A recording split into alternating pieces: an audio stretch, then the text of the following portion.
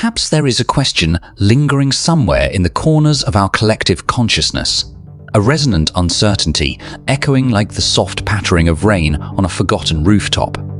At its heart, isn't all economic activity imbued with an ethical dimension? Can an economic framework ever truly sever its roots, anchoring it to that rich soil of humanitarian ideals that form the baseline of our common humanity? This gives rise to another penetrating query.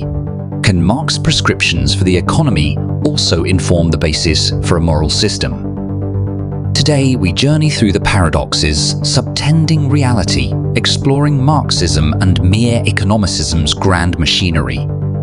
A balustrade of calibrated gears striving towards a utopian ideal, crafting digestible insights into a complex problem with the occasional aid of metaphors, whispers of melancholy poetry, and towering ideologues' sagacious insights. The moniker bestowed upon Karl Marx, economic determinist, social critique, philosopher, misses an unappreciated factor of grand vision. That beyond economic relations, his work contained revolutionary ideas symbiotically linked to ideas of morality.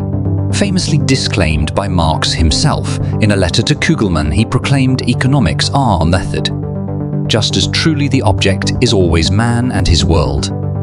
Vigorously spoken by a true poet of impresario.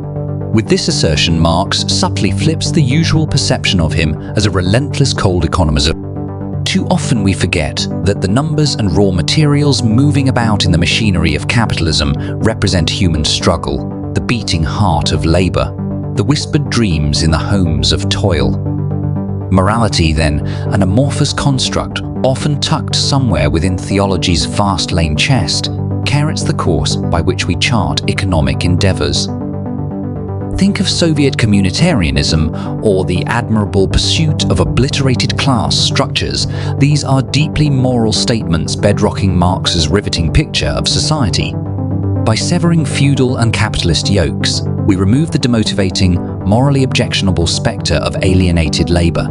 That is, Marx believed labor to the sole route through which individuals attune themselves to the social and hence derive self, valuing fulfillment, soaring past the frigid feudal nights. Retailing workers as valorous creators, and leaving behind the world where people are cogs in the socio-economic machineries. In Marx's world, reactor of the quivering web of relations, our work is imbued with a primal sense of engagement. Yet, in a capitalist economy, the workers' relationship takes on an ethereal quality. There exists an impassable void between the laborers and the product birthed through their painstaking effort. Yet Carl Jung, echoing Marx, reminding us, as far as we can discern, the sole purpose of human existence is to kindle a light in the darkness of mere being.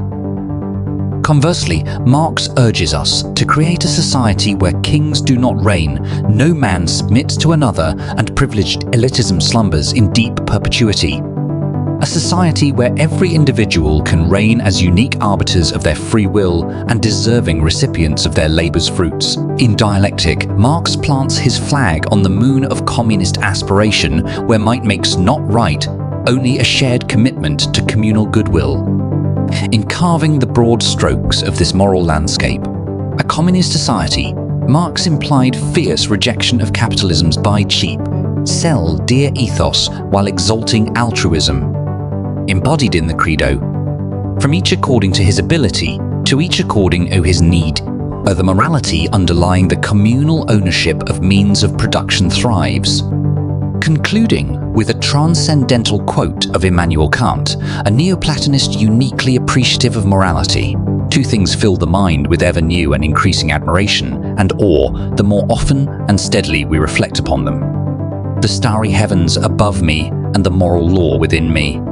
A quote of import because it leads us to the molting reality that perhaps economics unfurls a sky before us, containing stars and their magnanimal beauty, and unity in seeming despair, even into obscure metaphysical branches of unseen expanses. Even there, in Marxian economics, morality, our shared exalted law and phenomenon, illuminates our existence, allowing us a grand claim that echoes our inseverable humanity, unique beliefs, and that unending desire to strive for our shared betterment. Only by understanding Marx attempt at establishing a kleptomaniac society with sliced portions and shared communion for sundry, can we cleanse our eyes and truly see beyond the reinforced concrete of economics, the tender underbelly of morality in Marxism that seems to instruct us to mould the clay of societal existence onto an elevated pedestal of compassionate and equitable fraternity.